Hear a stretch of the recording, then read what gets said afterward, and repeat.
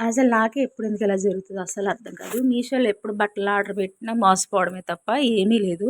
Items అయితే బావుంటున్నాయి గానీ, వేరే ఐటెమ్స్ పెట్టుకుంటే బావుంటున్నాయి గానీ, ఇలా బట్టలు ఏదైనా పెడితే మాత్రం మొత్తం సర్వనాశనం అయిపోతుంది. చాలా మోసపోయాము ఆన్‌లైన్‌లో.